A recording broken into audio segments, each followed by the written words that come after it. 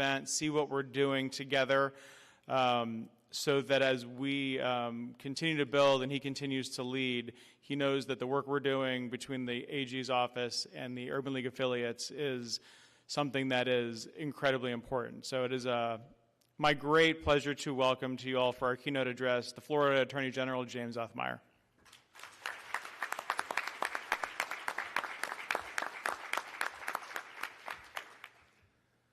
Good morning, everybody. It's an honor to welcome you to our annual Crime Prevention Summit for the 39th year. 39 years. Now, this summit has been taking place longer than I've been alive. And that shows you the legacy you have, the impact that you are bringing.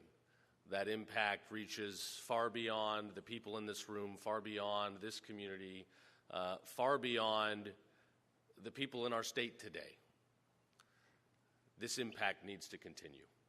So I hope that this is 39 years and that there's another 39 years to come. And Mr. T. Willard Fair, you're here this morning? Can you please stand up for a minute?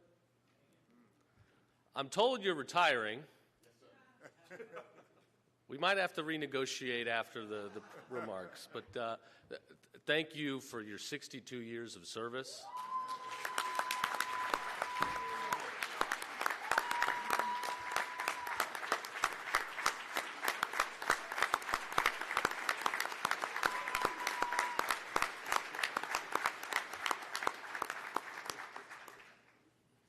Mr. Fair's the godfather of this summit, so he's got some important duties to pass on the baton to keep it going. Thank you very much. Thank you for your service.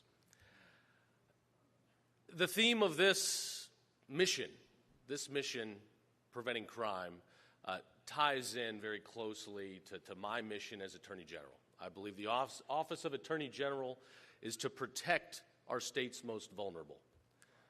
Protecting our seniors, our elderly, the people that left this state, this country, better for us than they found it. And we've got a lot of them in the state, and we're going to fight like hell to protect them as everybody wants to come in and cheat and steal and scam. If you're getting these text messages about toll fees, please don't click it. It's a fraud. We're trying to crack down. It's like whack-a-mole. Every time we get one, they pop up somewhere else. But we want to protect our seniors and make sure that they are safe and that nobody is taking advantage of them. Our most vulnerable are our children. We have to protect our children. And today we see dangerous people coming after our kids in ways like never before. And that is because of the expansion of technology and the internet, these dang cell phones. We are seeing dozens and dozens of examples just in the last few months that I've been in this job of predators pretending to be other people, deceiving our kids. They get online, they use these applications like Snapchat, and they prey upon our kids. They lure them in, they talk to them, they pretend to be 12-year-olds themselves, and at the end of the day, they start soliciting pictures and even in the worst cases, meetings. We have to protect our kids. We have to educate our kids, we have to empower our kids, and we have to protect our kids. Here in the state, we have placed a great emphasis on education. We were the first state to have fully funded universal school choice to make sure that every student could go to the school that best meets their needs, and that's for every family. And in schools, we've really pushed to make sure the curriculum is not teaching some social agenda, but focused on empowering kids to move on, succeed, and provide for their own families. So we've really focused on the classics, on financial literacy, and on STEM programs that will make sure students can graduate and they have the skills that equip them to move on, succeed, and provide for their families, because there is no greater honor than to move on and provide for a family. And today in Florida, we see a positive trend.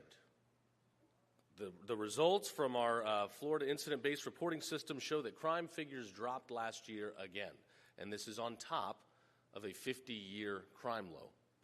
As I've been traveling around and meeting police chiefs and sheriffs, I'm every day going into jurisdictions where they report that for the first time in a long time, they don't have a single homicide to report last year. This is not an accident. This is not a coincidence. This is because of the work that you are doing. Please give yourselves a round of applause. Thank you. There's no way to quantify every crime that occurs, but I will tell you this. The statistics on our law enforcement responses are unbelievable. We have the best law enforcement officers in the state, and they will tell you that when they respond to crimes, they are doing their job. They will tell you that they are following their protocols and that they are doing what they're supposed to be doing. They will tell you they are not heroes, they are just doing their job. Do not let them get away with it. Our law enforcement officers, those of you in this room, thank you for being here. You guys are heroes. You stand in the gap. You stand on the line between chaos and order, between lawlessness and justice.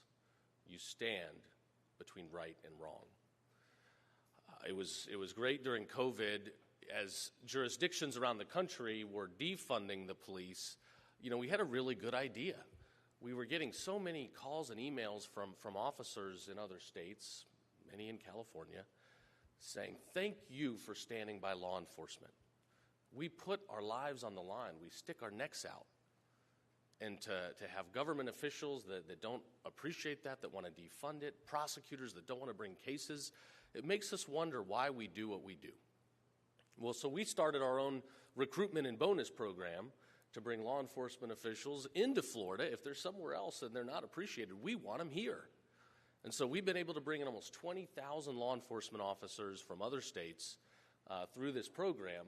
And as a result, we've saved tens of millions of dollars on training and efforts to get new people in. We'll have to probably refocus on that down the road. But the reality is we have the best law enforcement in the country because we understand the importance of our officers. We will be the safest state to raise a family. And that is not a slogan, that is not a bumper sticker, it is a fact. And it is a fact, it is a promise that we are only able to deliver on because of you. Thank you.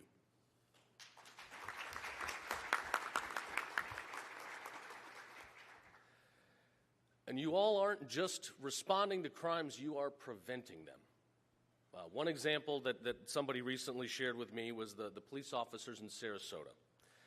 They saw many underprivileged students in a community who were literally typing up homework and things on cell phones because they did not have computers. And they were getting to school early, trying to find ways to print from cell phones. Officers noticed this problem. So they got together in the community, they stepped in, and they secured donations to provide iPads and computers. And that community, since the program was begun, has seen a 38% reduction in crime. That is true results. That's law enforcement going above and beyond. That is not just charity, that is strategy. What you are doing is working. So we got to focus on the kids. They've got more dangers than ever before surrounding them. They need to see leadership. They need to see role models. They need mentorship. And if we can empower them and give them hope to go forward and achieve and provide for others, again, there's no greater gift than to provide for your own family and your own friends. If we can give that to them, we will continue to reduce crime.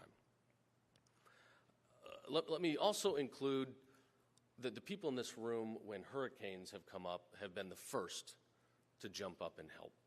And we've been hit by a lot over the last couple of years.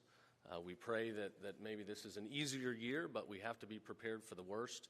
Our first responders and community leaders here, when others get to run away from disaster, you all have run towards it. Thank you. It's a way of life here in Florida, and if not for you, we would suffer much more harm. So thank you for being there for your communities. So going forward, We got to have a 40th year summit next year. Let's commit to that right now. I want to see everybody here. And we got to go back and keep fighting the good fight. So thank you for protecting our youth. Thank you for backing our law enforcement. Law enforcement will have no greater advocate and fighter than me. I've got your back. And if there's a prosecutor out there that does not want to bring cases, that thinks they know better than to support rule of law, we're going to hand them a brown box and show them the door. Because at the end of the day, you guys stick your necks out, and the least we can do is have your back and put bad people away. But let's try to work with our kids and prevent it in the first place. So thank you all. God bless you. Thank you for having me.